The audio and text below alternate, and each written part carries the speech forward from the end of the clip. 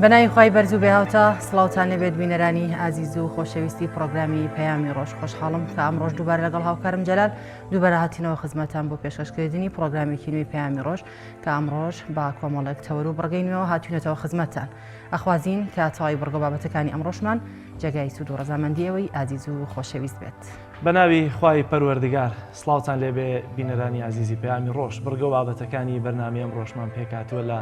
سێتەوەری سەرەکیوە کە میشە لەگەڵ چەند بڕگەیەکی جیاوازتر.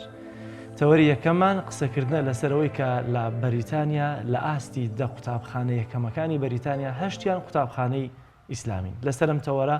قسە و گفتوگۆ لەگەڵ میوانێک دەکەین لە بەریتانیاوە لە ڕێگەی سکایپەوە میوانی بەرنامەی پەیامی ڕۆژ و تەوەری یەکەمی بەرنامەکەمان دەبێت. تەوەری دووەمان قسەکردنە لەسەر دیارە ئێستا وەرزی پەتاو نەخۆشیە بە تایبەتی پەتاو نەخۆشی مناڵان بە ئامادەبوونی پسپۆڕێکی نەخۆشیەکانی مناڵان قسە و گفتوگۆ لەسەرم تەوەرە دەکەین. تەوەری سێمیشمان وەکە میشە لە ڕۆژانی چوارشەمەی هەموو هەفتەیەک تەوەری فێرکاری بڕین و درومانەکە خات و فەوزیەکەکەوەی پێشکەشمان دەکات. تەوەری سێمی بەرنامەکەمان دەبێت لەگەڵ چەندین زانیاری و راپۆرتی دیکە. بەڵازدان سەرەتاش دەچینە لای ڕەوشی کەشوهەوای ئەمڕۆی سەرجەم شار و شارۆچەکانی هەرێمی کوردستان.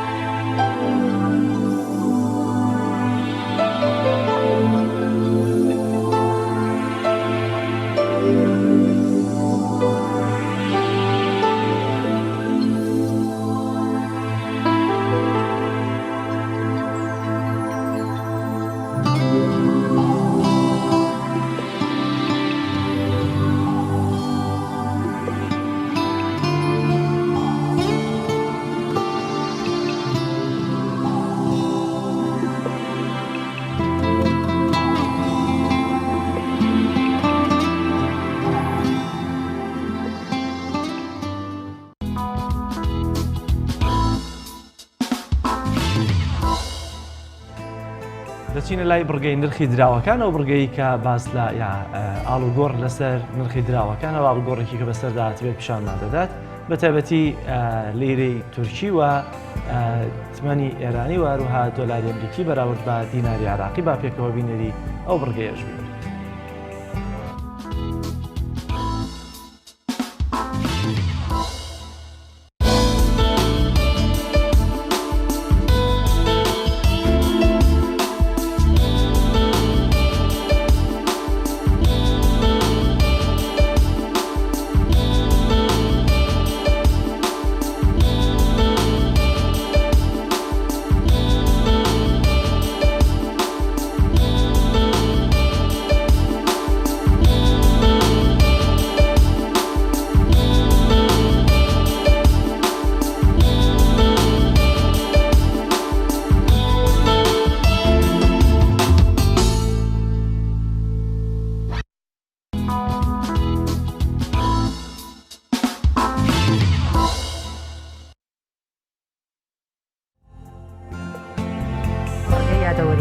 باز لەو ڕوودا و مێژوە گرنگانە دەکات کە لە ڕابردوودا ڕوویاندا فەرموون با پێکەوە بینەریان خۆ هیزی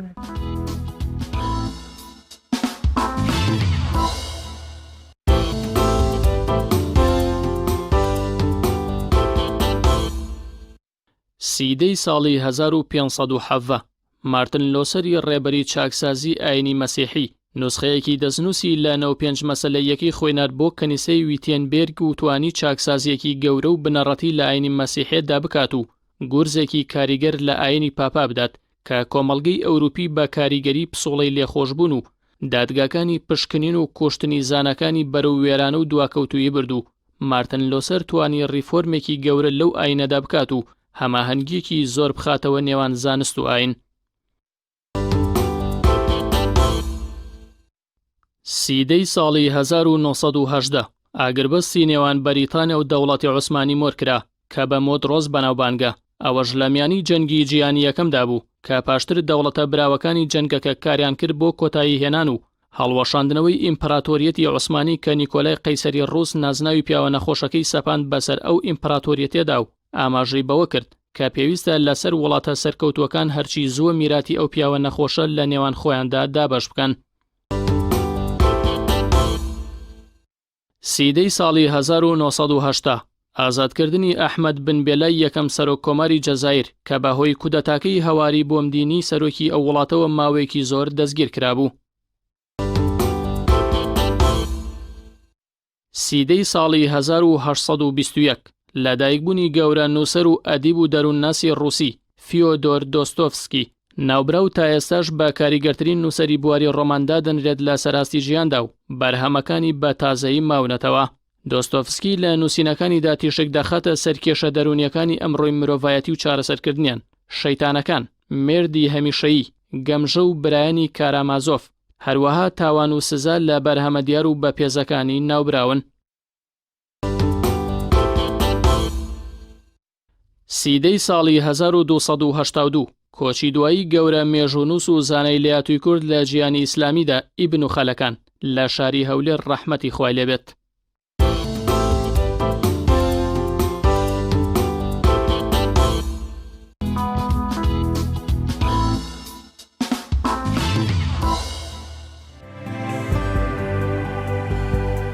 لە نێوان دە قوتابخانە یەکەمەکانی بەریتانیا هەشتیان قوتابخانەی ئیسلامی. قسە لەسەرم تەوەرە دەکەین بە میوانداری زۆر بەڕێز مامۆستا حەمە ڕەشید پێنجوێنی کە لە بەریتانیا و لە ڕێگەی سکایپەوە لەگەڵمان دەبێت. مامۆستا سڵاوی خوارد لێبێت. ئەگەر سەرەتا پێمان بڵێم هەواڵەی کە هەیە باز لەوە دەکات لە ئاستی دە قوتابخانە یەکەمەکانی بەریتانیا هەشتیان قوتابخانەی ئیسلامین. ئەمە چیمان پێ دەڵێت و تا چەندەم هەواڵە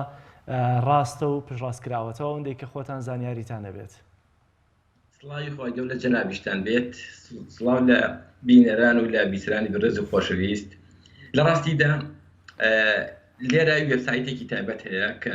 حکوومەت دیاری ئەکات بۆ هەڵسەنگاندنی قوتابخانەکان. دیارە 6502 قوتابی دواناوەندی هەیە. ئەوانەی لە بینی پۆلی باوەڕین 10 تا 11 لەو قۆناغەدا لە 20 قوتابی ئەگە بەم شێوازە ڕاستی کرد لە 20 قوتابخانەی دەرەجە یەک یەکەمیان، دووهەمیان، سێهەمیان، هەروەها دەهەم، 11، 12، 14، 15 ئەمە هەمووی چین یان 20م هەمووی بەڕاستی لە دەرەجە یەکەکانن. بەڵام ئەوەشی بەڕاستی کە جێگەی دڵخۆشیە. مەسەلەن بۆ نمونە لە یەکێکی شوێنێکی وەکو بەریتانیا یەکەم مەکتەب ناوی تەوحید الئیسلام و یەکەمیش هێناوە لە سەرتاسەری هەموو بەریتانیایە. ئەمە بەڕاستی یعنی شێوازێکی دڵخۆشکەرە بۆ مسلمانان لە شوێنێکی وەکو بەریتانیایە، بەڵام کە زۆر جار بەداخەوە یعنی ئێستا لە شوێنێکی وەکو بەریتانیایە ڕێژەیەکی زۆر قوتابخانە هەیە. مەثەن بۆ نمونە لە 4 قوتابخانەی سەرەتایی، لە 4 قوتابخانەی سەرەتایی یەک قوتابخانەیەکی دینیە، واتە قوتابخانەی مەسیحی. یعنی تۆ سەیری کە لە هەموو قوتابخانە مەسیحیەکانی بەریتانیایە تەماشاکەی دەرەجەیەکیان نهێناوە، بەڵکو مسلمانان گەشتونە چی ئەو ئاستی کەوا بتوانن دەرەجەیەک بێنن کە غەریبیشن کەوا خەڵکێکیشن لە وڵاتی تریش هاتون بۆ ئێرە. ئەمەش بەڕاستی یعنی ئەوە ئەگەیەنێ کە بەردەوامی مسلمانان لە پێشکەوتنان، مسلمانان لەوەدان کەوا وردە بەرەو زانستی و بەرەو شارەزایی زیاتر بڕۆن، جگەرەوەی بەڕاستی زۆرە لەوانەی کەوا کەسی زۆر دیارن لەم وڵاتانەدا نەک هەر لە بەریتانیا سەرتاسەری ئەوروپادا بەڕاستی هەمووی مسلمانن. حتا یەکەم کەسێک کاتێکەوە عملیاتی دڵی کردو لە بەریتانیا مسلمانە، زۆرێکیش بەڕاستی لەوانەی تر. ئەمەش ئەوە گەینێ کە مسلمانان ئەنی هەنگاوێکی باشیان ناوە بەرەو پێشکەوتن و بەرەو هەنگاو بەرەو ئەوەی کا بڕۆن لە ڕووی خوێندنەوە هەنگاوێکی عملی پێشکەش بکەن. زۆر باشە مامۆستا، ئایا ئەمە قوتابیەکانی قوتابخانەیەک یا قوتابیەکی ئیسلامین یا خۆت منهەجەکەشیان منهەجی ئاینی پیرۆزی ئیسلامە؟ لە ڕاستیدا قوتابخانەکان لێرە هەر هەموویان ئەوانەی کە قوتابخانەی ئیسلامین منهەجی حکومیان هەیە، یعنی لە مەکتەب چۆن چی ئەخوێنرێ هەموو ئەمان ئەخوێنن. چکە ئێمە بۆ نمونە 133 قوتابخانەی ئیسلامیمان هەیە لە بەریتانیایە، بەشێک لەمانە پیان ئەوترێت دارالعلوم،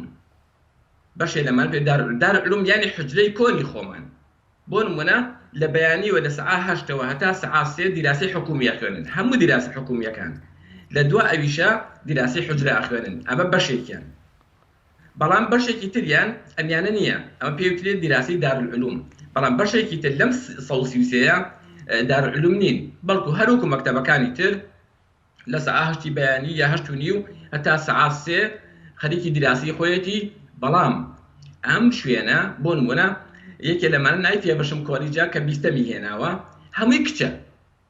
تەنانەت لە کاتی ڕاضەشە ڕێگەیان پێنادەن لەشکەکەیان بکەنەوە. حتا لە یادم دێ سەرۆکوەزیرانی بەریتانیا ویستی سەردانێکی مەکتەبەکە بکات، ڕێگەیان پێ نەدا بچێتە ژوورەوە، وتیان دروست دێتەوە بچیتە ژوورەوە، بە شەرتێ ڕاستە ئیسلامین، بەڵام کارمەندی تریشیان هەیە کەوا بۆ نمونە ینی مسلمان نییە، مەسیحیە، وەکو مامۆستایەکشە لەوێ هاوکاریانەکات لە دەرسەکانی ئینگلیزی یاخود دەرسەکانی ترە. بەڵام بەعمومەن مەدرسەکە پێکی ئیسلامیە داوای لێ کردوتە بۆ تێ لە ئیسعلاماتە بێتە ژوورەوە. کەواتە مامۆستا کاتێک کە یەکەمین قوتابخانەی لە بەریتانیا ئیسلامی بێت و ناوەکەشت هێنا، ئایا یەکەمین قوتابی سەرکەوتوو چه قوتابیەکە، ئایا قوتابی موسڵمانن یاخود لە ئاینەکانی دیکەن یا لە منهەجەکانی دیکە لە غەیری منهەجێک کە تایبەت بێت بە ئاینی پیرۆزی ئیسلامەوە؟ لە ڕاستیدا لێرە کاتێک کە ئەڵێن لە مەکتەبێ دەیهێنێت، مەکتەبەکە بەعموم ئەخرێتە پێشچاو. ئێمە لە شوێنێکی وەکو بەریتانیایە نزیکی 4844 قوتابخانەی مەسیحیمان هەیە، 133یان ئین ئیسلامیمان هەیە، 200 قوتابخانەی دواناوەندی مەسیحی هەیە، بەعمومەن 6502 قوتابخانەی دواناوەندی هەیە، 21380 قوتابخانەی سەرەتایی هەیە. یعنی ئەمە لێرەدا بەڕاستی کە بۆ دەرەکەیە بە دڵنیاییەوە کە قوتابی موسڵمان کە ئەو شوێنانەی کەوا دەرسی ئیسلامی پێوترێتەوە دائیمە لە دەرەجەی یەکەمەنە. لە هەر شارێکە مەدرسەیەکی ئیسلامی تیابێ دائیمە ئەو مەدرسە لە شڵەپۆپەیە بووە، لە ڕووی چیەوە، لە ڕووی ئەخلاقەوە، حتا لە ڕووی دیراسیەوە، لە زۆر ڕووی تر شەوانێ. بۆیە دائیمە حتا لەوانەی کە ئاچن بۆ قوتابخانە کەمتر دوای ئەچن بە دوای وازهێنان لە مەکتەبە ئەگەڕێن، بەڵکو بەعکسەوە دیراسی زۆریان لەسەر چی کەوتووە،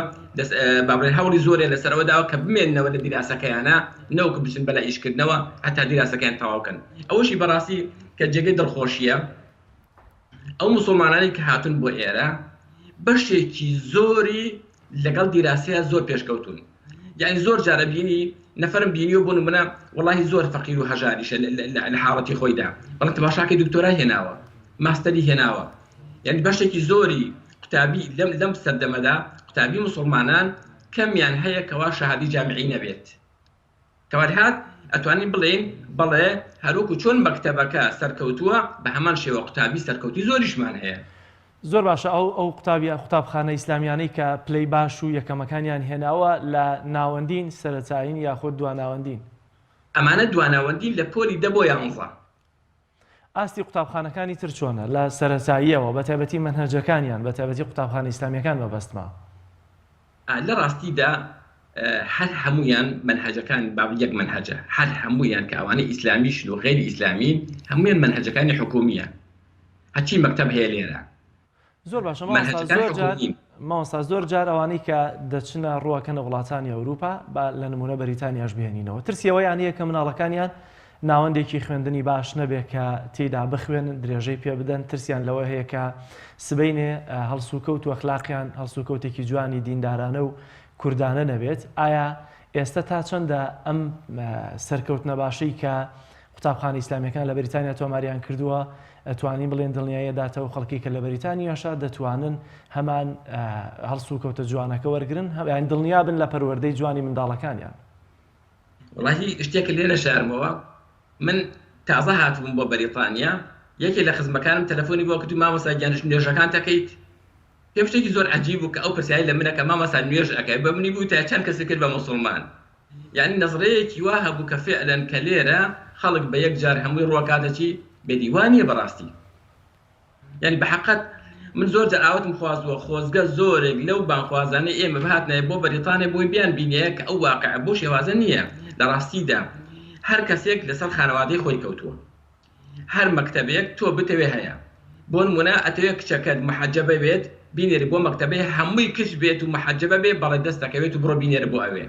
ئەگەر بتەوێت نەینێری بۆ ئەوەی کە هەمووی محەجەبە بێ، قوتابخانەمان هەیە هەمووی ئافرەتە محەجەبەشە و غەیری محەجەبەشە، واتە ئینگلیزیش و غەیری ئینگلیزیش تێدا هەیە. بە هەمان شێوە مەکتەبەکە دەنێری ئەفەن کوڕەکە دەنێری بۆ ئەوەی لە تێکەڵ نەبێت لە مەکتەبی کوڕوکچ، بەڵێ مەکتەبی تایبەت هەیە بەس کوڕە، یاخود مەکتەبی تایبەتی هەیە. ئەمە منهەج هەمووی حکومیە، بەس منهەجی حکومی ئەخوێنەوە گەڕێنە بۆ ماڵەوە. زۆر باشە ماوەستا تا چەندە ئەو قوتابخانە ئیسلامیانە هەمووی خەڵکی دەرەوەی بەریتانی، واتە تا چەندە خەڵکی ناوخۆشی تێدایە کە موسڵمان بێ و ڕێژەکەیان چەندە؟ خۆی لە ڕاستیدا بە شکلێکی گشتی ئەو مەداریسانەی کە هەن هین موسڵمانانە بەرگراوندی با بڵێن پاکستانی، هندی، کورد، عەرەب، هەموو با بڵێن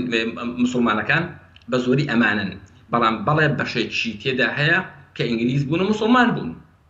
یعنی حتا بۆ نمونە من ڕێژەیان چۆن ئەمانە؟ وڵای ئەمە تاوان ڕێژەیان کەمترە لەو شوێنانە، ڕێژەی ئەو موسڵمانانە کەمترە. باشە. یعنی ئێستا بۆ نمونە من لیستێکم لەلایە ئەگەر باسی کەین مەسەن بۆ نمونە ئەوانەی کە لە بەریتانیان وەکو ڕێژەی شکل بەپێی ئەم ڕێژە شتەکان دەرەچێت. بۆ نمونە لە بەریتانیا لە 38 پاکستانیە، لە 15 بەنگڵادیشیە، لە 14 هندی و بەشەکانی تریەتی، لە 10 ڕەشپێستن لە بەشی ئەفریقیا و شوێنەکانی تر، لە 7 عەرەبە. بە هەمان شێوە بەشێکی زۆریشی کەوا کوردە. بەڵام لە ضمنی ئەمانە لە 3 ڕێژەی موسڵمانانی بەریتانیا ئینگلیز بووە کە موسڵمان بووە، جگە لەوەی کەوا لە 4 پێوترێ میکس تێکەڵاو بووە. بەشێکی تریشی کەوا لە 5 هەسپی پێستن، بەڵام هێنی وڵاتەکانی ترن، واتە خەڵکێکی تر بوون کەوا مەسیحی بوون و موسڵمان بوون، بەڵام لە شوێنی تر هاتوون نەک لە زۆر باشە ماوەستا ئاستی قوتابیە کوردەکان لەوێ چۆنە؟ بە تایبەتی با لەگەڵ قوتابیەکانیشە باز لە بانخوازەکانیش بکەین. لە ڕاستیدا قوتابیانی کورد هەموو ئەنی جیاوازیەکیان نییە لەگەڵ قوتابەکانی ترە لێرە. بۆ قوتابەکانی کورد بۆ نمونە ئێمە تقریباً بە پێی سەرژمێری 2011 نزیکی 55,000 کورد لە بەریتانیا بووە. ئێستا تاوان ڕێژەکە زۆر زیاتر بووە، بەڵام ئەمە بە پێی سەرژمێری 2011 ئێمە دابەش بوون بەسەر بەریتانیا کە 65 میلیۆن کەسی تێدا هەیە وەنیە. بەڵام لە ڕاستیدا کورد ئەمە شتێکی بە عەمەلی کە سەلمێنراوە لە دیراسەیە ئەگەر کردبێتی ناجح بۆ بە دەرەجەیەکی زۆر باش لە ئیشکردنا کردبێتی دائیمە لە هەر معاملێکە، بەڵێ کوردە لە هەموو خەڵکەکان زیاتر ئەزانیکەوە دڵسۆزترە و ئیشەکەی باشتر کردووە. بۆیە ئەوانەی کە هاتوون بۆ بەریتانیا زیاتر ئەوانە چوونەتە بەر خوێندن کە مناڵەکانیان بچووک بووە و گەورە بوون، بەڵام زۆری لەو کوردانێک کە هاتوون بۆ بەریتانیا بەشێکی کەمیان چوتە بەر خوێندن، بەشێکی زۆریان خەریکی ئیشکردنن. زۆر باشە ماوەستا. ئێستا ئەو کوردانی کە لە بەریتانیان تاوان هەمووی پەرژوو بڵاوبوونەوە بە وڵاتی ئەوروپا بە شار و شارۆچەکانی وڵاتی بەریتانیا، تا چەندە ناوەندێک هەیە یا خەڵکانێکن وەکو بانخوازان کە ئەو خەڵکە کوردانە هەمووی کۆ بکەنەوە یاخود ڕێنماییان بدەنێ کە منداڵەکانیان بنێرنەوە قوتابخانە تایبەتانەی کە هەن کە لەوێ ئەتوانی دڵنیا بیتەوە لە پەروەردەیان لە ئاستی زانستیەکەشیان؟ لە ڕاستیدا ئێمە وەکو بەریتانیا پێشتر ئەنجومەنی ئیمام و بانخوازانی کوردمان هەبوو، دواتر گۆڕیمان ناوەکەی بەچی بە کۆڕبەندی ئیمام و بانخوازانی کورد لە بەریتانیا.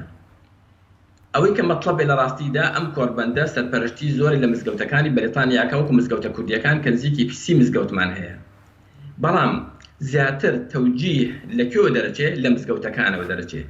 لە ئیمامی مزگەوتەکەوە، لە خەتیبی مزگەوتەکەوە، لە بانخوازەکەەوە دەرەچێت بۆ ئەو جالی کەوا لە دەوربەری خۆیایەتی ئەوانن هانی خەڵکی ئەدەن. بەڵام بە حەقەت ئەگەر باسێکی مەسەل کوردەکان بکەین بەو شێوازەی کە پاکستانیەکان ئەچنە دارالعلوم و ئەچنە مەدارسە ئیسلامیەکان کەمترینیانن لە مسلمانن ئەچنە ئەو مەدارسانە لەبەرچی کابرا زۆر جەبی لەوە کاتوەڵە بخوامە لە نزیکی ماڵەکەی منە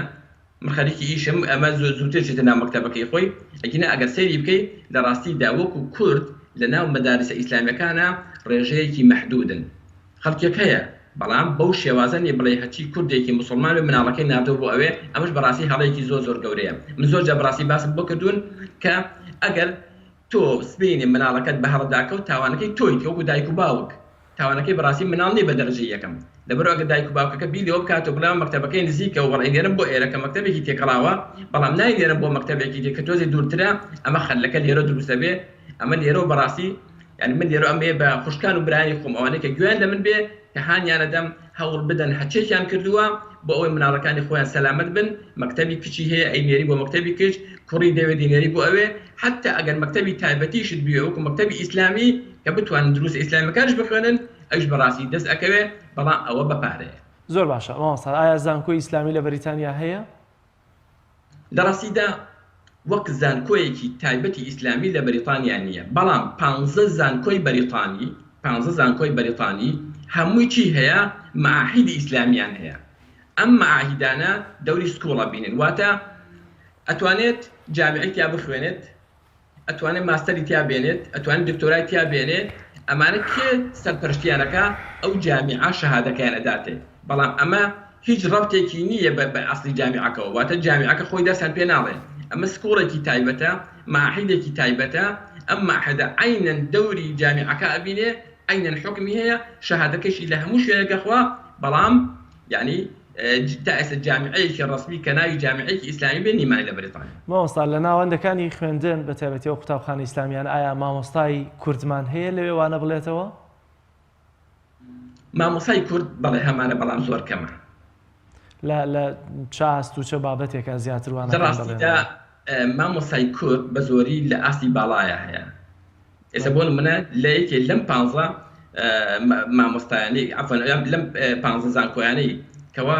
15 معاهیدی کردوتە ئیسلامی یەکێک لەوانە مەسەر کوردی خەڵکی تورکیا بووە. زۆر باشە مامۆستا ئایا سیستەمی حکومڕانی لەوێ سیستەمەکە چۆن لەگەڵ لایەنە جیاوازە ئاینیەکان بە تایبەتی ئیسلام مامەڵە دەکات ئەو ئایا هیچ ڕێگریەکتان لێ ناکرێ چەند لەو ناوەندە ڕسمیانی کە هەیە یا لە خود لە مزگەوتەکاندا لەوەی کە بانخوازی خۆتان بانگوازی خۆتان بۆ ئاینی پیرۆزی ئیسلام بکەن؟ وڵاهی لێ نەشارمەوە لە ڕاستیدا یعنی ئەوەی کە تۆ ئەیبینی لە بەریتانیا بڕواکە لەوانەیە وەکو خەیاڵ وابێت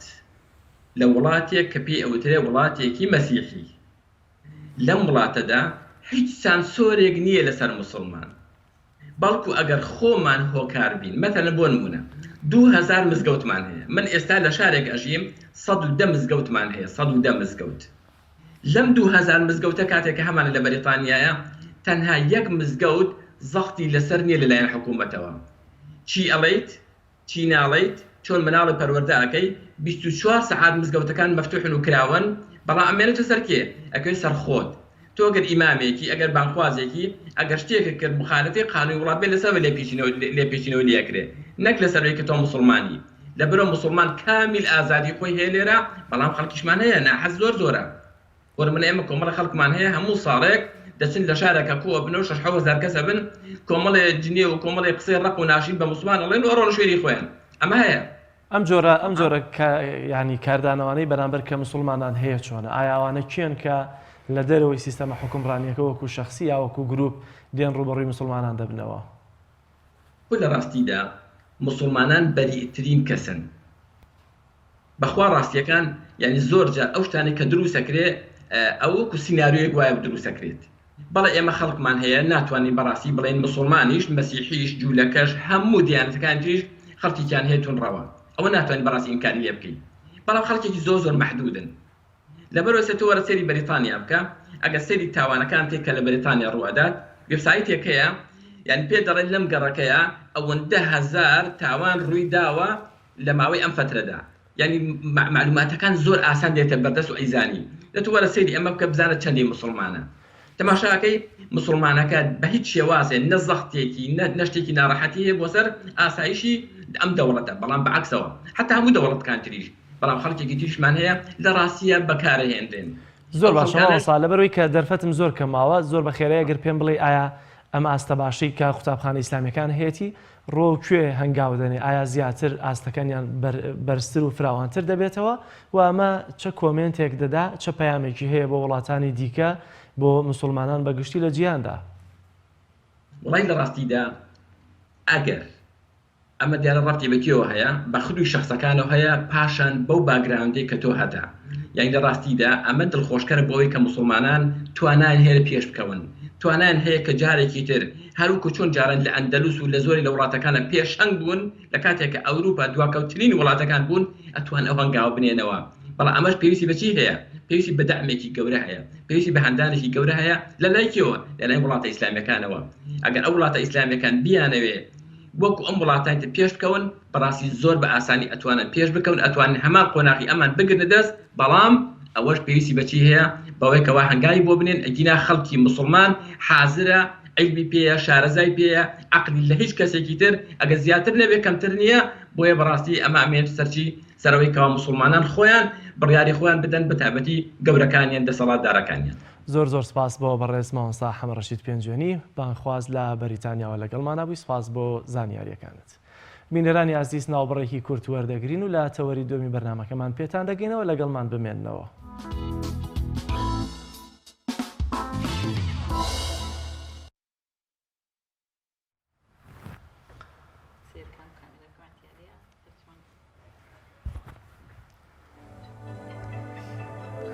بەڵازدان هاوکارانمان ڤیدیۆکیان بۆ ئامادەکردوین لەسەر خاتوونی زۆر بەڕێز دکتۆرە فایزە خەتاب پسپۆڕی نەخۆشیەکانی مناڵان کە بەدەر لە دەوامی ڕسمی خۆی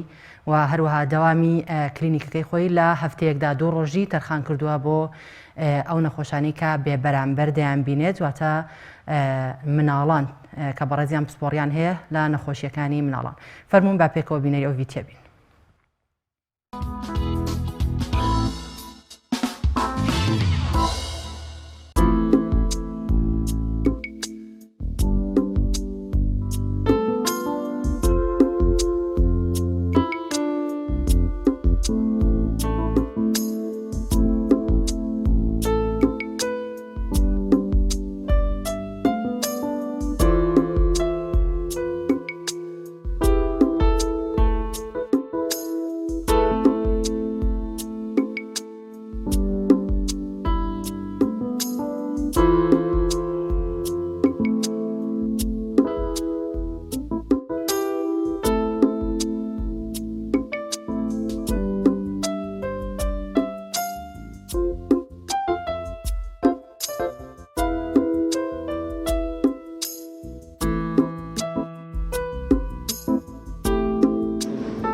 وەڵایی بێعیبە و زۆر مەمنونین و سوپاسیەکەین و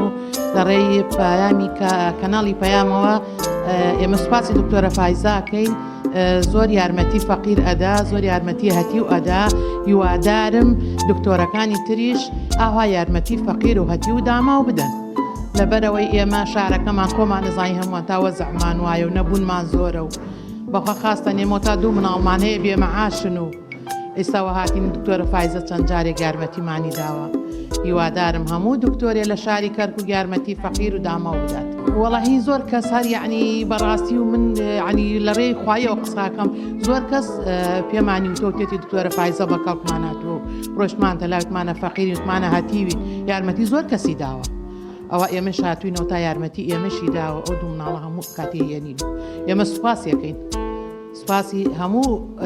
دکتۆرێکەین کە ئاوا یارمەتی فەقیر بدات.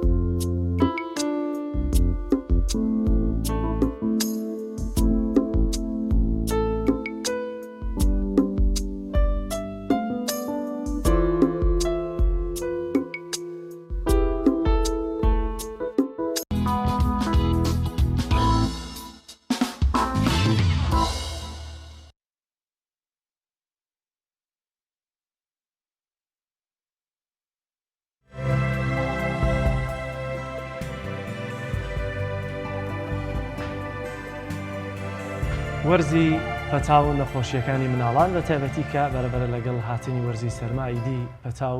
نەخۆشیەکانی مناڵانیش بەربڵاو دەبن بە تایبەتی لەبەروی کە مناڵان کەمتر بەرگەی سەرما دەگرن. بۆ ئەم تەوەرە قسە و گفتوگۆ لەگەڵ بەڕێز دکتۆرە فایزە خەچاب کە پسپۆڕی نەخۆشیەکانی مناڵان قسە و گفتوگۆی زیاتر دەکەین، بەڵام پێشوی کە بچینە سەر ناوەڕۆکی خودی بابەتەکەمان ئەم دکتۆرە بەڕێزە لە شاری کەرکووک جگەل لە داوامی فەرمی دوو کلینیکی داناوە کە لە هەفتەیەکە 2 ڕۆژ لە کلینیکێکیان بەبێ بەرامبەر هاوڵاتیان بە تایبەتی ئەوانەی کە کەم دەست و هەژارن لە ناوەندی شاری کەرکووک دەیان بینیەوە بەرامبەر دەتوانێت چارەسەر بۆ نەخۆشیەکانی مناڵان دیاری بکات. دکتۆرە زۆر سپاس بۆ دەرفەتە بە تایبەتی تەشریفتانی ناو بۆ سلێمانی بۆ سودۆی پەیامی ڕۆژ سپاس بۆ میوانداریەکەت. زۆر سپاسی واکەم بەڕاستی بۆ ئەم دەرفەتەکەوە بۆمتان تەرخان کردووە لەم بەرنامەیە باسی پرۆژەکەم بکەم هەروەها باسی نەخۆشیێکی مناڵان بکەم. زۆر سپاسدانەکەم پێشێکی. دکتۆرە پرۆژەکەت چۆنە؟ پرۆژەکەم با نەختی بگەڕێنە بە دووە. من تقریبا 6 ساڵەمە پێش بریارەوەمدا کە بگەڕێم بۆ کەرکووک. خۆم لە هۆڵەندا دەژێم، هەر لێوێش ئیشمە کرد وەک پۆسپۆری مناڵ. کە گەڕامەوە بە تایبەتی بیرەوەم کردبوو کە بێم بۆ کەرکووک، هەر لە کەرکووک ئیش بکەم. کە هاتمەوە باشە بۆچی من ئەمیز بێم بۆ کەرکووک لەبەرەوەی چەند هۆیەکە بوو. یەک لەبەرەوەی خۆم ما بڵێن لە کەرکووکە لەدایک بووە و دانیشتووی خەڵکی کەرکووکم پێشەوەی بڕۆم بۆ هەندەران. دوو لەبەرەوەیکەوە بەراورد بە ما بڵێن بە سلەیمانی و هەولێر و هەرێمی کوردستان کەم دەرامەت و فەقیر و مناڵی شەهید و مناڵی ئەمفال کراوانە لە کەرکووکا زۆرتر بوو لە شوێنێکی ترە. سێ ڕێژەی نەخۆشی خۆتان نەزانیسە نەخۆشی و نەخۆشیەکان یعنی زۆر زیادی کردووە. با بڵێن نەخۆشخانەکان ناتوان ئەو خزمەت گوزاریەکەوە تایبەتە بۆ تەندروستی مناڵان بە تاوەتی دابین بکرێ.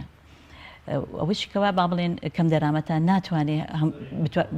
بۆ کلینیکی با بڵێن تایبەتی هەتاکو چکم یاوە تا با بڵێن ناتوانێت نرخی ئەو کلینیکە بدا. ئەگەر نرخی ئەو کلینیکەشیدا ناتوانێت با بڵێن دابینکردنی دەرمانەکان یاوەتە ئەو تاقیەکانی ئەو تەحلیلانەی کەوا ئەکرێ نەیەتوانی. لەبەرەوە من کە هاتمەوە بریارەوەمدا کە نەخۆشی بە تایبەتی بیدایەتەن نەخۆشی مناڵی ئەمفال و شەهید و ئەوانە ببینم. بەڵام دوای شەڕی داعش دەرکەوتەها نەخۆشیەکان زیاتر بوون، ئاوارە هاتە سەری، مناڵی شەهیدی با بڵێن پێشمەرگەکان هاتە سەری بە هەموو جۆرەکان با بڵێن ئەگە کورد وایە عەرەب وایە با بڵێن چینەکانی تر وایە. دوایەوە اینجا ئەو قەرارەنداکەوە کلینەکان جیا بکەمەوە چکم هەرچۆن نەبووی ئاکاتم بۆ کلینی ئەتیادی بۆ بەعزی کەس زۆر با بڵێن نەفسیەن زۆر ناخۆش بووە، هەم خۆی ناتوانێت دابینی ئەو پارەی بکات بێ لە کلینێکی ئەتیادی بێ بۆ لای من نەتوانێت تشبیدا. ئەحراجیە بوو بۆ خۆم و ئەحراجیە بوو بۆ خەڵکەکەش. لەبەرەوە قەرای ئەوەمدا کلینێکی تایبەت بکەمەوە. بیرم کردەوە لەکوێ بیکەمەوە، دەستم کرد لە گوتم با لە شوێنێ بیکەمەوەکەوە کەم دەرامەتی زۆرە، شەهیدیان زۆرترە، لە منطقەیە بێت تقریبان سنترال بێ با بڵێن ناوەڕاستی هەموو ناو کەرکووک بێ، هەموو کەس بتوانێت پێی بگا. ئەو بوو لە شۆریجە من ئەو کلینەکەم کردەوە. ئەو کلینەکە تەبعاً هەفتەی 2 جار من دانشم لەوێ بەبێ بەرامبەرە. لە کاتژمێر چەند بۆ چەنەوە دادەنیشی؟ هەموو ڕۆژی 4 شەمان ئەسران دانشم، شەمانش بەیانیان دانشم. نەخۆشەکانش تقریبا با بڵێن لە 20ەوە دەست پێ کاتە 6 نەخۆش ئەبین لەو ڕۆژەیە. لە ئێستایا هەموو نەخۆشیەکە بینین بڵێن مەبەستم نەخۆشی مناڵانە، تەنها پێشتر ئاماژەت بۆ کرد کە تەنها مناڵانی ئەنفال و ئەوانەی کە باوکیان شەهید ئەیان بینی. بەڵێ بەڵام ئێستا هەموو نەخۆشیەکە بینم. هەر کەسێ بڵێ ناتوانم با بڵێم دابینی پارەی کلینیکی ئەتیادی بکەم زۆر یان بە خۆشحاڵیەوە شەیکەم. ینی بۆ من ڕاحەتێکی نەفسیە بەعکسەوە، یان بۆ نەخۆشەکانش ینی زۆر پێیان خۆشەکە هێشێک هەبێ بتوانێت ئەوها خزمەتیان بکە. دکتۆر ڕەنگە زۆر جار تەنها بینینی دکتۆر بۆ خەڵکێکی فەقیر و هەژار ئاسان بێ، بەڵام دوای ڕەنگە دەرمانەکە گران بێ، پشکنینەکان گران بن. ئەمانە هیچ پرۆژەیەک هەیە بۆ ئەمە کە بتوانانی ئاسانکاری بۆ خەڵکەکە بکەیت کە خۆیان کە ڕوو دەکەن ئەو کلینەکەیت و دیارە هەژار و کەم دەستن بۆیە دێنێ. بیزە بە قسەکە زۆر ڕاستە. من هەرچەندە ینی هەموو شتێک با بڵێن هەموو با بڵێن مادیەن خۆم دابینم کردووە، ئەگە لە دەرمانابێ ئەگە لە شیری مناڵابێ، بەڵام چەند کۆمپانیەک هەیە ینی هاوکاریمانەکەن، هەروەها با بڵێن سەیدەڵیەکان و مختبەرێک هەیە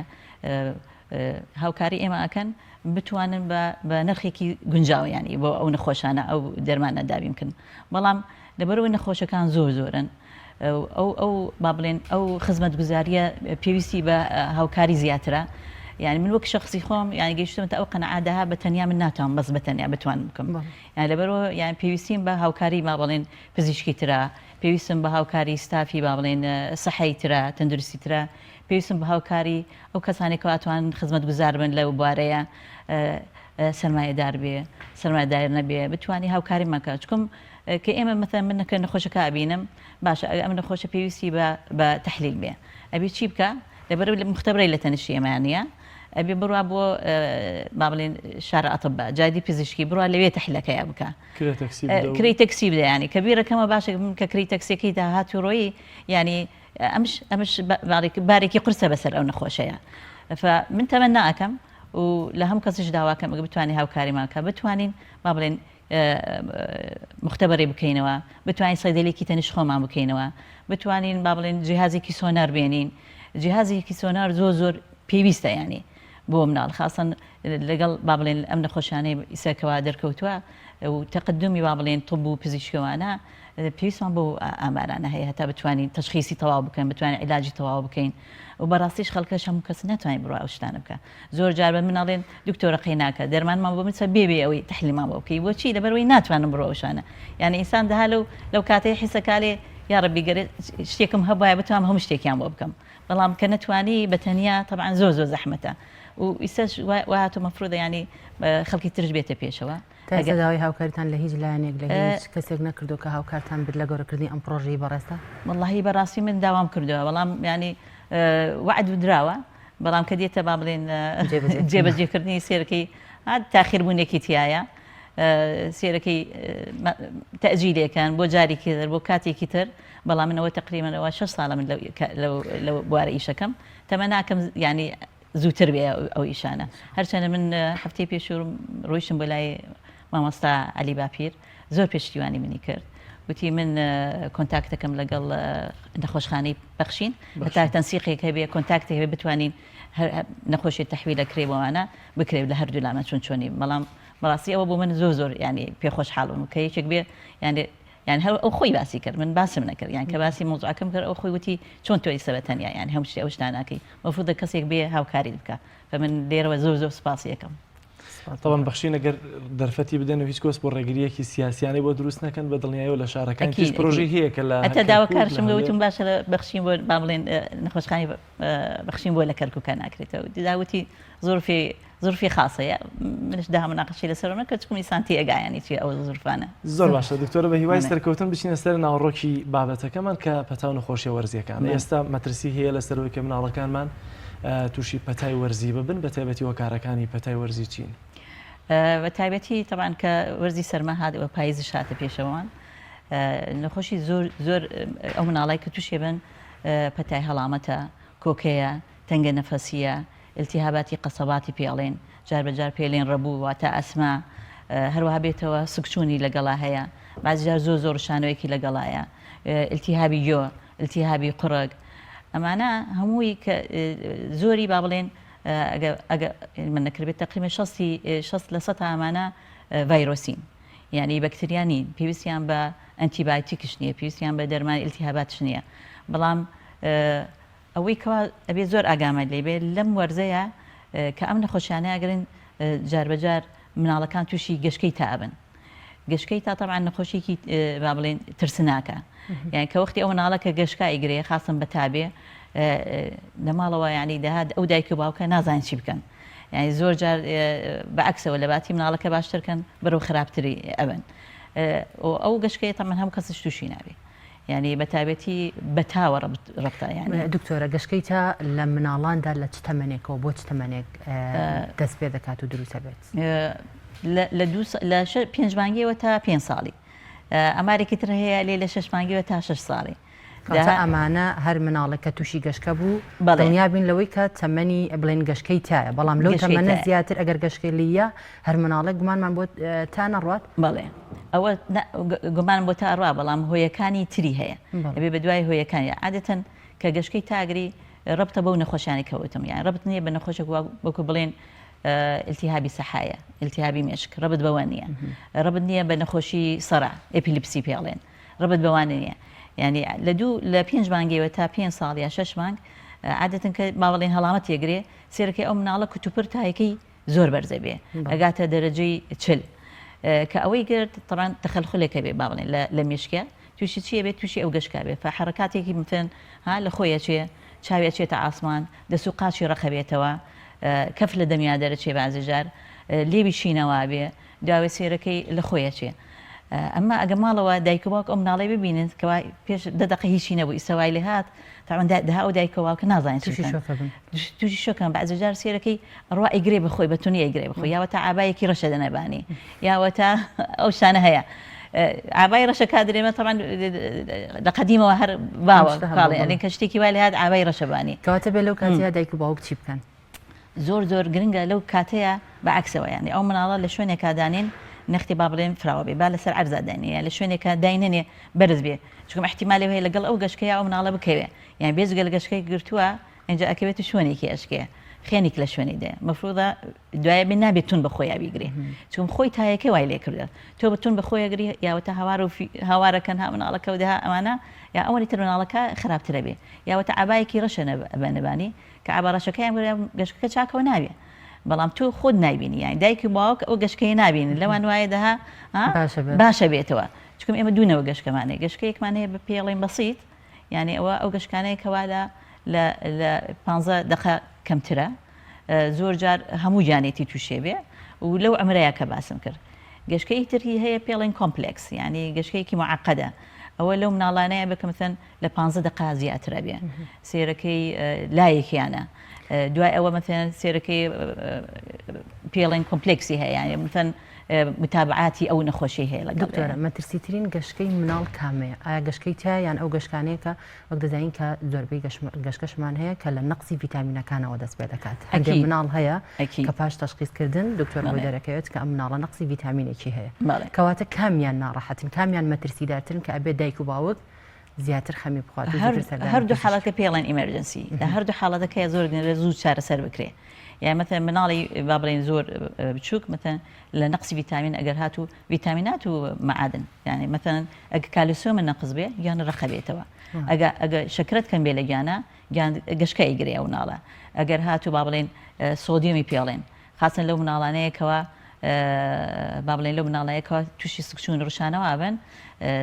چیەکەن ئەو ناتوان ئاو زۆر بخنەوە سێرەکە چەند ڕۆژی ئەو ناخنەوە ئەم مناڵە شەر ئیسارە سێرەکەی سۆدیۆم لە گیانە زیاد بێت کە سۆدیۆم لە گیانە زیاد و سێرکە ئەو مناڵە گەشکە ئەگرێ بەڵێ بەڵام لەگەڵەوەشە لە هەمووی گرنگتر ئەگەر هاتوو با بڵێن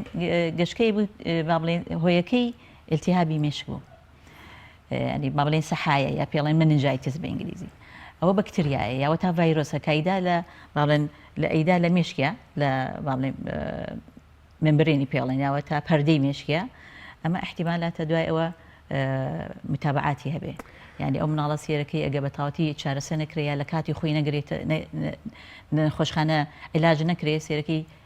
کەڕە بێ یاوە تا تووشی ئیفلیجە بێ دکتۆر باز لەوە ئەکرێت کە ئەو مناڵانەی بەهۆی تاوە گەشتکە لیانەیەات لە خلالی 24 کاتژمێرە چەند جار گەشتکە لی باتەوە ئەوەندە خانەی مێشکی دەکوژێت بەڵام ئەو گەشتکەی کە لە ئەنجامی نەقسی ڤیتامیناتەکانەوە بێت یاخود هەر هۆکارێکی تر بێت ئەو گەشتانە بۆیە پێشتی ژەماژەم بۆ کرد کە زۆر مەترسیان نییە دایک و باوک ترسی ئەوەی نەبێت بەڵام گەشتکەی تا ئەبێ لی بترسی بە حکمی ئەوەی کە چەند جار لی باتەوە ئەوەندە خانەی مێشکی دەکوژێت ئایا ئەم قسەیە ڕاستە؟ بەڵێ بەڵێ وەکو باسم کرد یعنی دوونەوە گەشتکەمان هەیە وتم ئەو گەشتکەیەکەوا لە مثلا لە 15 دقەیە زیاتر بێ یا وەتا لە ڕۆژێکە و خۆت باسکەی لە ڕۆژێکە چەند جارە ئیگرێ ئەمە پێڵێن کۆمپلکس ینی پێڵێن فیبرایل کۆنڤەلشن کۆمپلکس فیبرایل کۆنڤەلشن ئەمانە احتیمال متابعاتیە بێ مثلا سێرەکەی ئەوانەی کەوا ئەم نەوعەیە گرێن احتیمالی ئەوەیان هەیە جاری تر تووشیان بێ ئەڵێشی ئەڵێ احتیمالی ئەوە هەیە لە سەتا ئەمانە ببێتە ئیپیلیپسی ببێتە نەخۆشی سەرع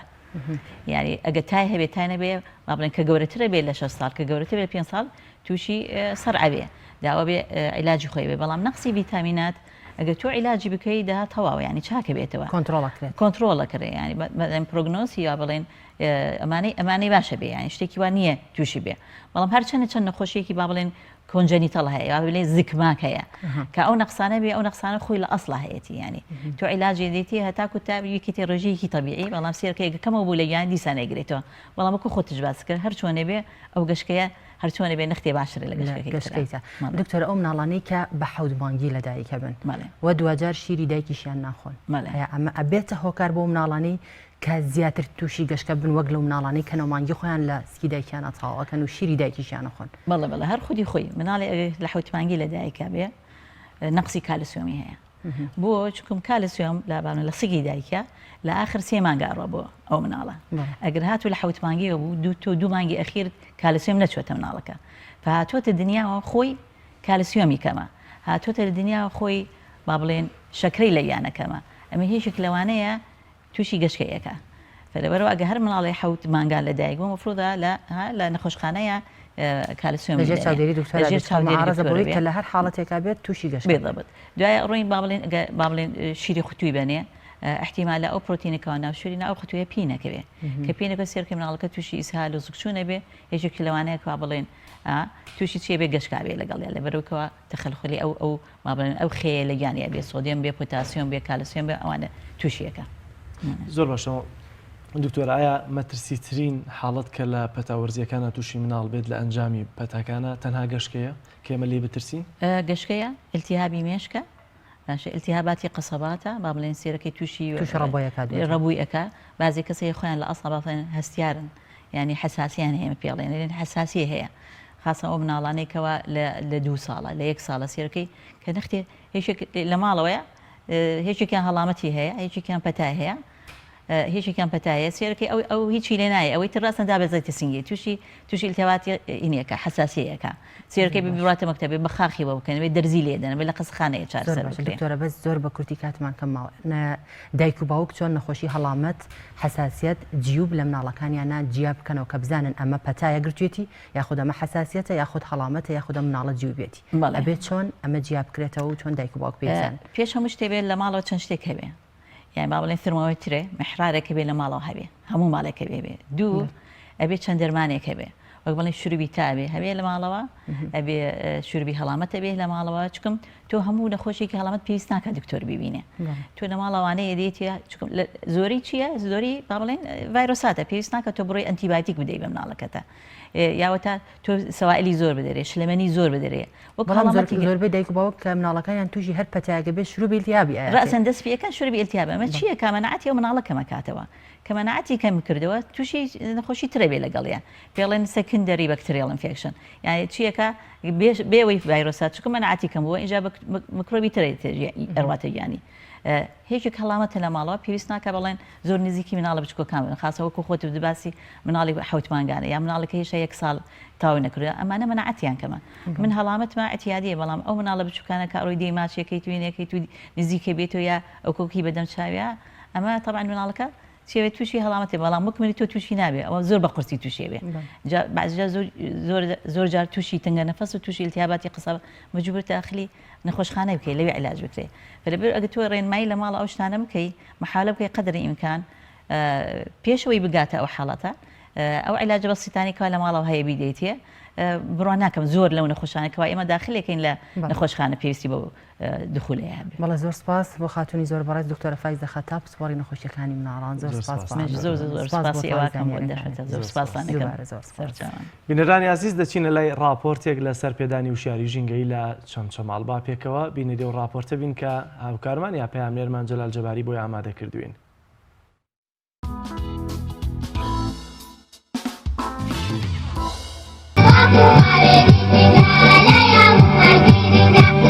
بە مەبەستی گرنگیدانی زیاتر بە بواری ژینگە بە تایبەت لە ناوەندەکانی خوێندندا ڕێکخراوی ئایندا بۆ پاراستنی ژینگە بە هاوبەشی لەگەڵ بەڕێوەبەرێتی پەروەردەی چەمچەماڵ هەڵمەتێکی هۆشیاری ژینگەی لە ناوەندەکانی خوێندندا بەڕێوە دەبات. لە هەڵمەتەکەدا بیرۆکەی 3 قوتابخانە و خوێندنگای نمونەی ژینگەیی بۆ ساڵی خوێندنی 2019 بۆ 2020 ڕادەگەیەنن کە بڕیارە چالاکیەکانی یانەی ژینگەی دیدی ژینگەی گروپی ژینگەی هەڵمەتی نەمامچاندن فستیڤاڵی ساڵانی ژینگەی قوتابخانەکان بەڕێوە بچێت. من پێم وایە مەسەلەی ژینگە مەسلەیەکی هەستیارەوە کرێت لە قوتابخانەکانەوە دەست پێ بکرێ من پێم وایە بابەتی ژینگەی بکرێتە بابەتێکی وانەی لەناو قوتابخانەکان ئەگەر بوترێتەوە زۆر کارێکی گرنگە بێت ئێمە کارمان لەسەر کردووە لە ساڵانی ڕابردووە و لە ساڵانی داهاتووشە ئینشاڵڵا کاری جدی لەسەرەکەین یەکێک لە ناو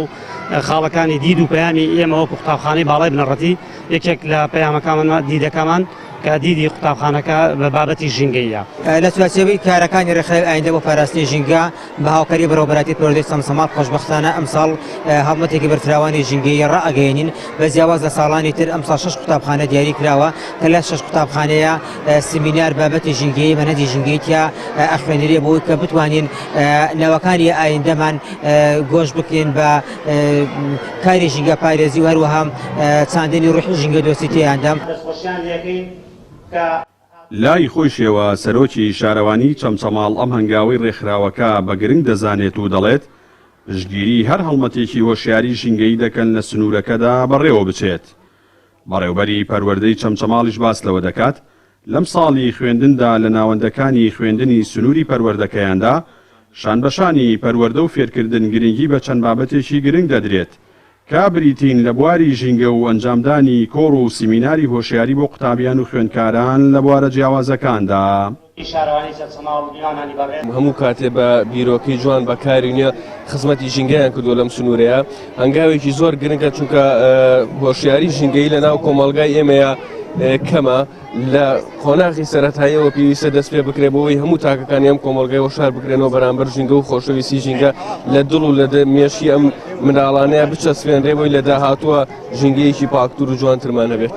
ئەم ساڵ لە بەرنامەمانە گرنگیشی تەواو بدەین بە سێ بابەت یەکەم بابەتی ژینگەیی دوو بواری پەروەردەیی نەک فێرکردن پەروەردەیی بە دەرەجەیەکی جا فێرکردن دویش کۆڕ و سیمینار سەبارەت بە نەهێشتنی جگەرە و نێرگەلە و کەمکردنەوەی ئەو بابەتانە و مادەی هۆشبەرەوانە ئەو سێتەوەرەم ساڵ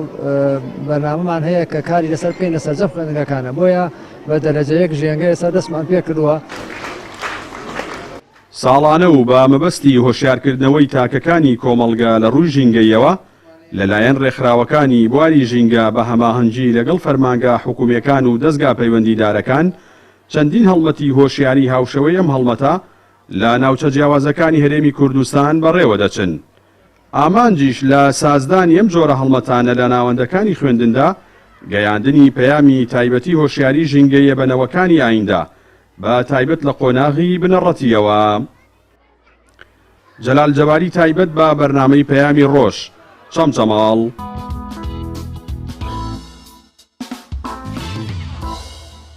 بەڵازیان دەچینە لای کۆتاتەوەری پرۆگرامەکەمان کاتەوەرێکی تۆمارکرا و فێرکاری بڕین و درومانە کە خات و فەوزیە کاکەویست پێشکەشتین دەکات بە هیوای ئەوەی کە خانمان بتوان سوودێکی باشی لێ وەربگرن فەرموون با پێکەوە بینەری ئەو تەوەرەیە بن.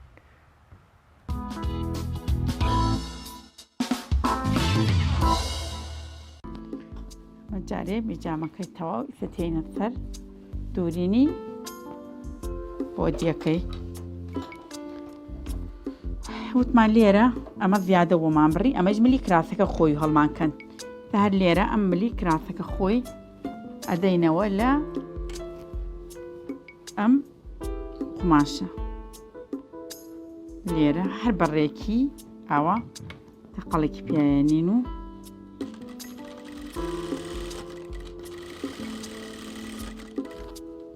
ئەمە خوارەوەیتی هینەکەکەین بە ناوە دەردیەکە لەبەرەوەی جوان دەرچێت لە هەر شوێنێکە حەزت کرد ئەو شتە ڕێک دەرچێ دەردیەکەکەی بە ناوە و ئینجا سووڕی قماشەکە ئەدەی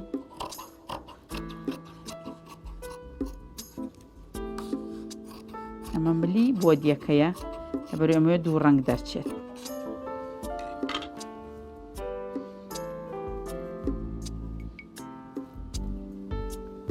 ئەو کەوت بەم دیوانە تەقەڵی پێیانم حەز ناکەم ڕەنگی ئەم ڕەنگیان بچێتە ئەو دیوی قماشەکە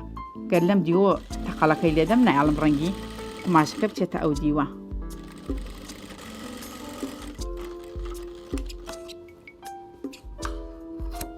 ئەمەیکەین بە ملی بۆ دیەکە بە ئاوای یەک تۆز ئاوای لەکەین لەبەرەوەی لۆچیتیانە بێ بەر نابێت زۆر ڕایکێشی چون زۆر ڕایکێشی هی نەبێت ناشیری نەبی سەمایدەین تەبعاان بلەکەمان پێشتر بڕی بوو ئامادەمان کرد بوو ئەمە بڕێنی بلەکە بوو ئەو کات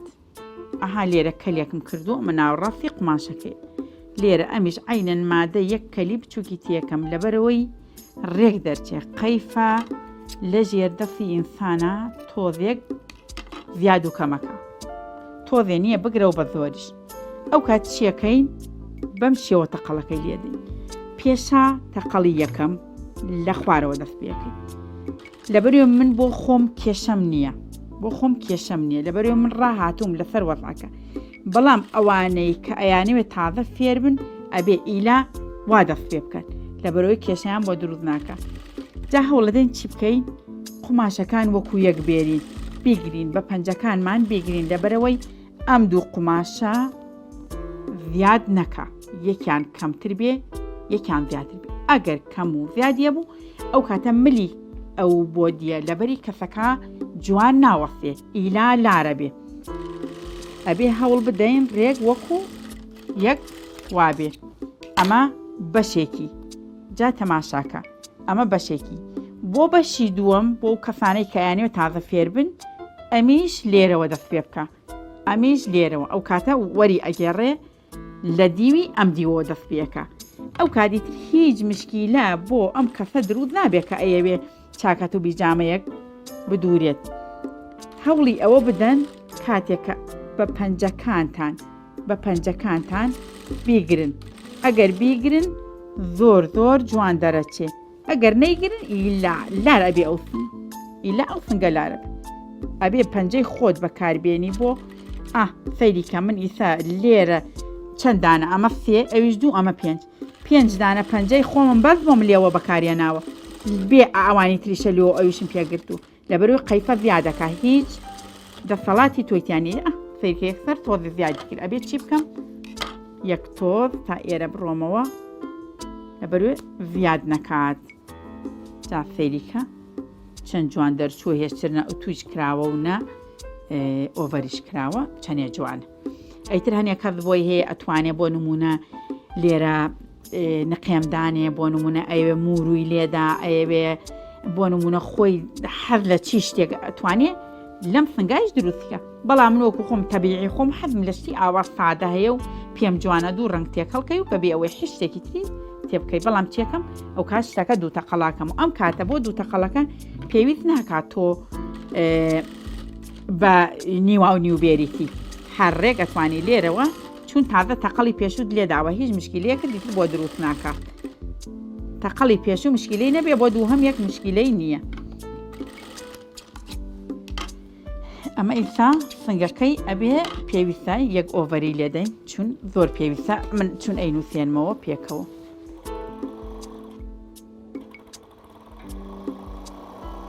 قەیفە زۆری مشکلە نییە ئەگەر بۆ نمونە ئۆڤەریشی بۆ نەکەی زۆر مشکلە نییە نابێم لەکە زۆر بچووک بێ لەبەرەوە بچێتە سەری کەسەکە بەلایانی کەمەوە بێ 15 سانتیمە بێ پشتی ملەکەی جارە بە تایبەتی ئەم قەیفە تازانە کە هاتوون زۆر لە ژێر دەست ئەڕۆن و زۆر کێشە دروستەکەن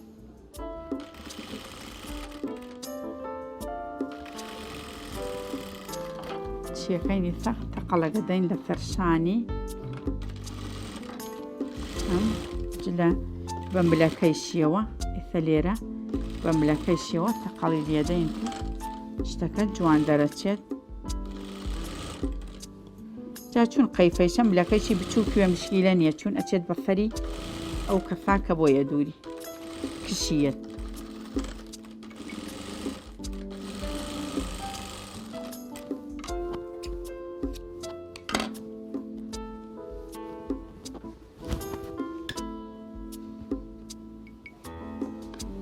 ئەم تۆزکە زیادی کردوە سەرشانەکەی من چیەکەم ئەو تۆزکە زیادەیە دەرەکەم ئەم لاکەشی هەر عینەن مادە ئەو تۆزکە زیادیە دەرە بکەین بە دوورینی قۆڵەکەی مان ئەبێ ئەم قۆڵە کاتێک ئەیدەینەوە لە قەی ئەم شتە ئەبێ ڕەنگی تۆخەکەی لە دەرەوە بیتە بۆ نمونە من ئەمە تۆخەکەیەتی ئەبێ بەم شێوەیە بیدەم لە جلە هەرتووکیان پێکەوە ڕێک ئەەکەی و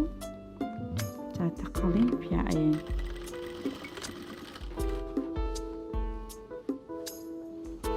فێرکە ئەم قوماشەیان کەمترە ئەمەیان زۆرترە جاو کاتەکە من ئەمەم ڕاکێشە ئاوام لێ کرد یەکتەرەمە لەگەڵ خۆی ئەو لۆچەکات ئەمەیان کەمترە ئەویان زۆرترە لەبەروی من ئەم ڕائەکێشم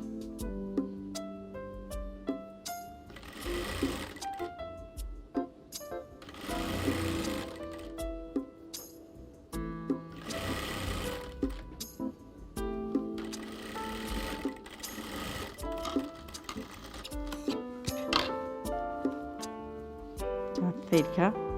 بۆ قۆڵەکە چەند جوان دەرەچێ لۆچێکی وردی جوان دروستەکات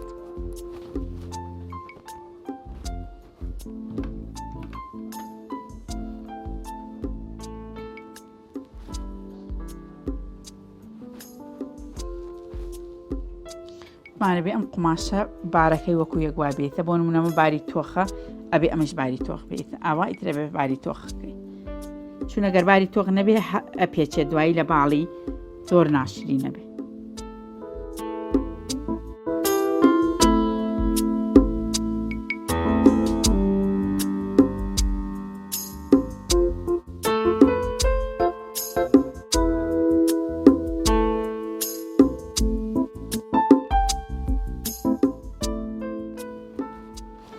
هەیە بۆ نمونە فێ قۆچەیش لێرە دانێ من خۆشم حەزەکەم فێ قۆچە لەوێ دانێم شەڵا تەواو بوو بۆی دانێم و ئێوەژەی بین ئەبێ ئەمە ڕێک لە ناوەڕاستی تەقەڵەکەی سەرەوە بێ جا بۆ خۆتان ئاوا دیاری بکەن لەبەرەوەی شتەکە مەضبوط دەرچێ هەمیشە کە لە بڕی نابڕی نیشتان کرد ئاوا فەرشانەکە قیاسکەنەوە بزان ئەم فەرشانە فەیلیکە من سە بڕیومە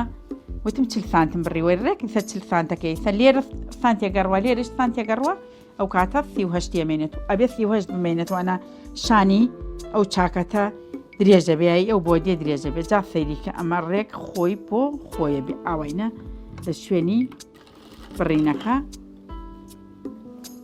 کراوە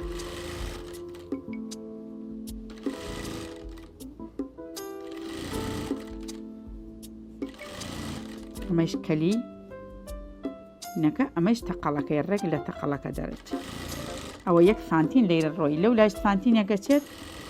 شتەکە جوان دەرەچێت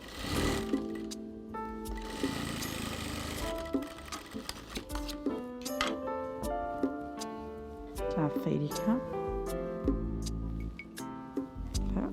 ئەم لایشی هەنێ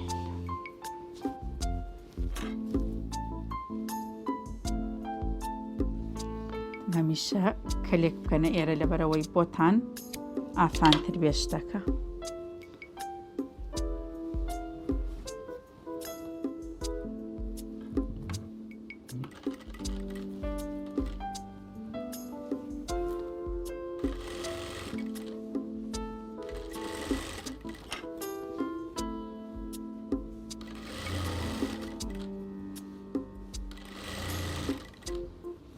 ئەەکەم زۆر بۆتان ڕوون کەمەوە لەبەرەوەی زۆرتر لێی تێبگەن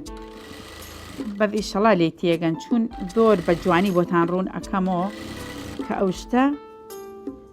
ئاوا دەرەچێت دەکەم بە ئۆڤەرکردنی ئەم قۆڵە لەگەڵ ئەم فەرقۆڵە خۆی ئۆڤەری شتەکان کەی زۆر زۆر جوانە زۆر زۆر کەشخە دەرەچێ بەڵام ئەگەر یەکێکیش بۆ نمونە نەیبوو زۆر مشکیلە نییە بە تایبەتی بۆ قەیفە دوو تەقەڵی پیا بێنێ باشە ئیتر ئەگەر نەیشی بوو ئۆڤەر مشکیلە زۆر بۆی دروست ناکات لەبەرەوەی هەڵ ناوەشێت هەمشاوڵدان لە ڕووی قۆڵەکەوە ئۆڤەرەکە بکەن لەبەرەوەگەر لە ڕووی قۆڵەکەەوە بیکەی باشتر قماشەکەیەتە دەفت بەس لە ڕووەکەی ترۆ کەمێک هەڵگەڕانەوەی هەیە نەکا قماشەکە بەری ئۆڤەرەکە بکوێ بیبڕێت تەمە ئۆڤەری قۆڵەکانی تەواو بوو تینە سەر دوورینی لاشەکەی.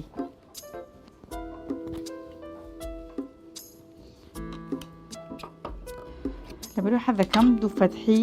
تیابێت ئەم جلە کاتچیەکەم ڕێک بندەفەکەی لێرە ئاوا ڕێگەکەم لە خوارەوەیش ئەمە ڕێگەکەم دە بۆ نمونە ئەم تۆسکە زیادە هەیە با لە خوارەوە دەرچێ من 13 سانتیم ئەهێڵمەوە یا 14 سانتیم بۆ فەتحەکە لەبەرەوەی 3 سانتیمیشی ئەچێتە بڕین و تەقەڵ و ئۆڤەر 10 سانتیمی ئەمێنێتەوە.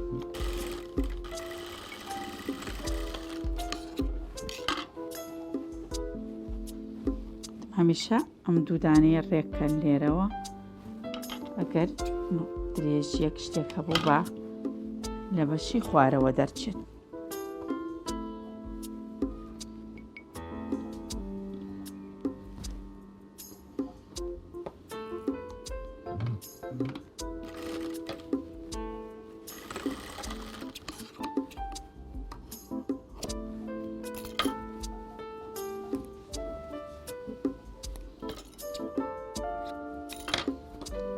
فەتحەکان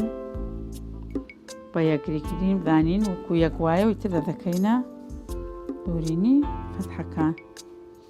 ڕێک وەکو یەک وایە. فەتحەکانی بەم شێوەیە شتاندنەوەی بۆ ئەەکەین.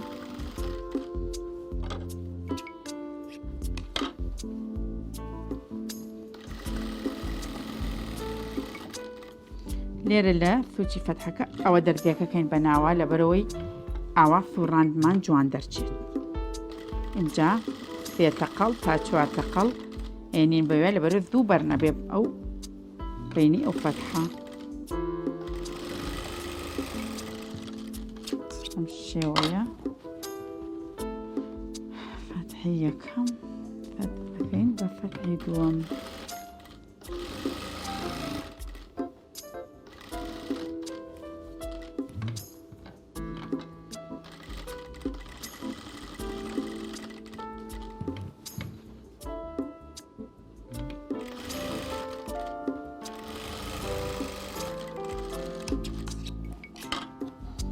کاتە دەکەین بە دوورینی ئەملاو ئەو لای چاکەتەکە لەگەڵ دامێنەکەی ئۆڤەرەکەی تر ئیشەڵا لە مۆلاکەینە کۆتایی ئیشەکە بێ لە ئۆڤەرە ئاگات لێبێ لەبەرەوەی ئۆڤەر موفتی پێوەیە ئەی بڕێت ئەبێ ئاوا بەدەستت بەشی ژێرەوەی بگرینە کابی بڕێ. دەکەین بە ئۆڤەرکردنی دامێنەکەی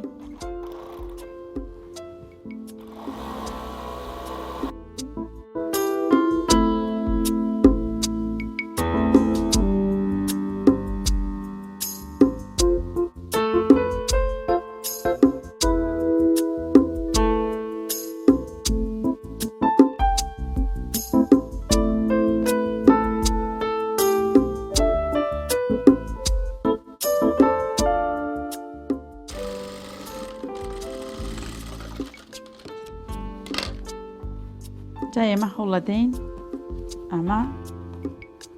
4 بانگسی بچووکی جوانی بۆ بکەین. زۆر گەورە نا و زۆریش بچووکنە تر مام ناوەند بەڵام ئەو کات ئاوا بەڕێکی ئەیگرین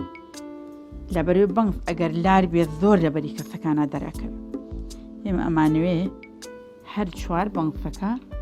وەکو یەک وابێ ئەو کات چیەکەین بەم دەباشیرە دیاریەکەی لێرە هەرچەندە باشیرەکەی من پیشە زۆر دەرناکەوێ بەڵام مەجبورم وای لێ بکەم.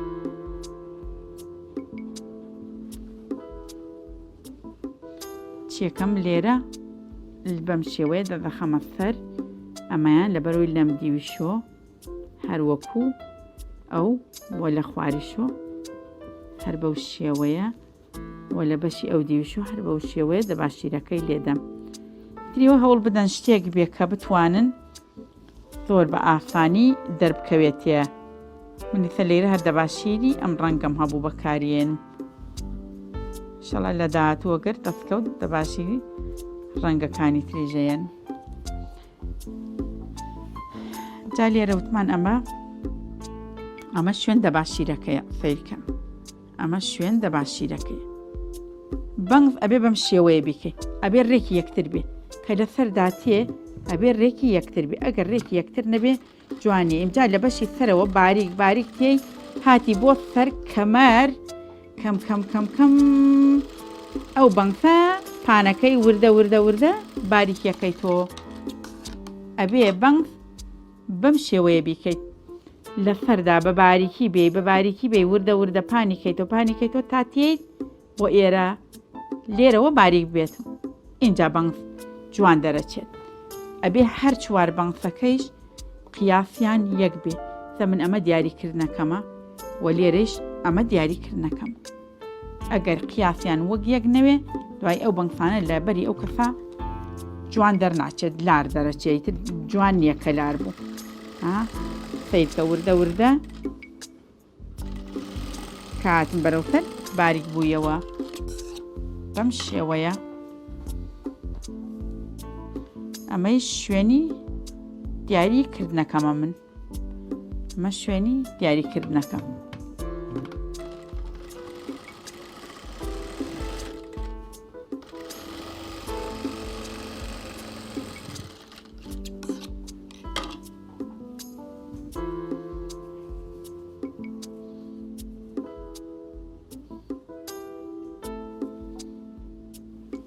شوێنی ئەوەکەیتیان بۆ دیاریکردنەکە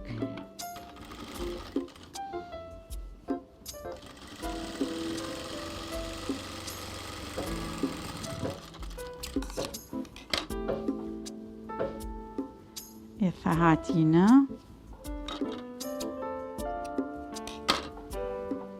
تەواوکردنی ئەمە ئێستا پیشانتانە دەم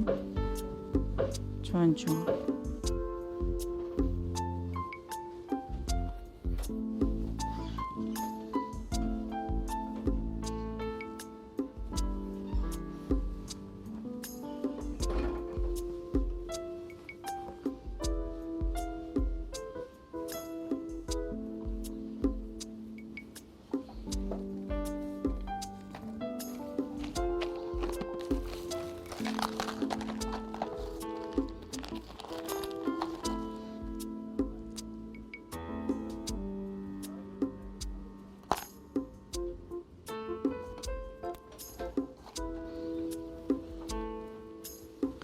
من ئەمەوێ ئەمە هێشتا و توش نەکراوە بەڵام ئەمەوێت سێ قۆبچە دوو قۆبچە شوێنە بێتەوە لێرە داینێم شتێکی جوان دەرەچی ئەگەر ئەمە لەبەرەوەی ئێوە جوانکاری بۆ شتەکە بکەن ئەگەر یەکێکیش بۆ نمونە دەردی پێوەکردن نەیتوانی دەردی پێوەکە هەمیشە توانێت سابوون بەکاربێنێ بۆ ئەوەی زۆر بە ئاسانی دەردی پێوەکرێ من لەبەرەوەی بە سابوون هەمیشە دەردیەکان پێوەکەم زۆر بە ئاسانی ئەتوانی دەردی پێوەکەی ئەگەر نەتوانی پێوەکەی بە دەردی بە سابوون ئەتوانی دەردیەکە پێوەکەی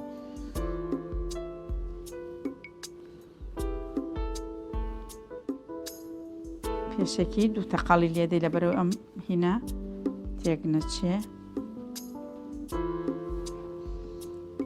ئەمەی من هەر شوێنی دوو قۆبچە بێتەوە بێ هەر لە دوو قۆبچە زیاتری بۆ دانەنێم چوون هەر ئەوەندە شوێنی ئەبێتەوە هەتا فنگەکە گەورەتر بێ ئەم قماشە فەڵدەکەی ئەتوانی تۆ زیاتر قۆبچەی بۆ دانێی گرێیش بەم شێوەیە بدەن چون گرێی ئیشی دەست کاری دەستی وە کاری قۆبچە ئەم شتانە بەم شێوەیە گرێ دروستکەن پێویست ناکا بە دەستدانیشی گرێی زۆری لێ بدەیت ئەمە دەردیەکەم هەڵکێشاوە لێرە دووجار تا سێجار ئەم دەزۆی لێ پێچە دەیت ئینجا هەڵیەکێش ئیستا ئەمە بووە بە گرێیەک ئیتر کردنەوەی هەر نییە هەر ناکرێتەوە مەگەر خۆت دانیشی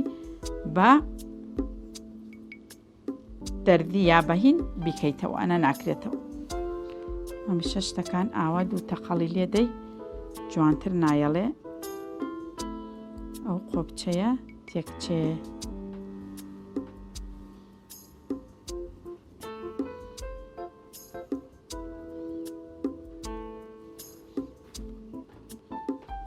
قەڵ لێدان بەم شێوەیە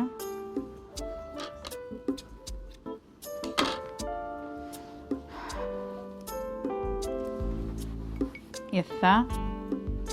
ئەمەش بڕین و دوورینی چاکەت و بیجامە ئەمەش قات و بیجامەکەیە و ئەیبینن ناڕەحەت نییە گەریەوە بتانەوێ فێری بڕین و دوورین بوون ناڕەحەت نییە ئینشاڵڵا شتێکی جوانە و ئێوەی سوودی لێبین هیوادارمەوەتان کە ئەیبینن نەگەتە هەفتەی داهاتوو لەم چاکەت و بیجامە بدورن بۆ مناڵتان بۆ کچتان بۆ هەر کەسێکە خۆتانەتانەوێ بە پێی جوانکاریەکان تۆ ئەتوانی خۆت بۆ نمونە ئەم جیاتی ئەم سێقۆبچە لێرە دانێت سێقۆبچە دانێت توانی سێدانەی دوودانەی بۆ نمونە توانی لە برێ من ئەم ملیوانە بڕیەوە بەم شێوە بڕیوم بەڵام تۆ توانی بۆ چاکەت و بیجامەی تر بۆ نمونە جیاوازی بکەیت لە جیاتیەوەی من ملیوان بەم شێوە بڕیەوە تۆ هەر لەمە ئاوا وەکو گەلەبی سێدانەیەکی بۆ دانی تایرە قماشەکە و اینجا سێقۆبچە بخەیتە سەری بۆ نمونە توانی لێرە بەلاری ملیوانەکە ببڕی و بەلاری ئەوەندەی لەم قماشە بخەیتە سەری جوانکاری زۆر ناڕەحەت نییە بەڵام بەو شەرتەی کە لێ بزانی تر تەماشاکە ئەمە چەند جوانە سەرقۆڵەکەی لە بیجامەکەیەتی ملیوانەکەی لە بیجامەکەیەتی بۆ نمونە تەماشاکە دەرقاچەی بیجامەکە لە قماشی چاکەتەکەیەتی شتێکی جوانە و هیچ ناڕەحەتێکیشی نییە هیچ ناڕەحەتێکی نییە من بۆیە حەز دەکەم هەمیشە بڕین و دوورین پێکەوە بکەم بۆتان لەبەرەوەی سوودی لێوەرگن ڕاستی ئەگەر هەر بڕین بێ باوەڕ ناکەم سوودێکی وای لێوەرگن بەڵام کە بڕین و دوورینەکەت پێکەوە کرد ئەو کاتە تۆ سوودی لێبینی تەماشاکەی من ئەم قماشەم بڕیوە لەکوێ دایەنێم ئەو قماشەم بڕیوە لەکوێ دایەنێم ئەو قماشەم بە خوارەوە بڕیوە لەکوێ دایەنێم ئەو کاتە تۆ زیاتر مێشکی وەریەگرێت جا سیرکە ئەم بەنگسانە بەنگ زۆر زۆر چل جوانەکە سیرکە لە خوارەوە چەند قماشەکە پانە بێ وە لەسەر کەمەریوە چەند قماشەکە تەسکە بێتەوە ئەو کاتە شێوەیەکی جوان لەبەری کەسەکە پیشانەدا ئەنی شێوەی کەسەکە زۆر بە جوانی دەرەکەوێ کاتێ بەنگست کرد بۆ جلەکانی ئەمەش بڕین و دوورینی چاکەت و بیجامە بوو و هیوادارم سوودتان لێ وەرگرت بێ و تا بەرنامەیەکی تر خواتان لەگەڵ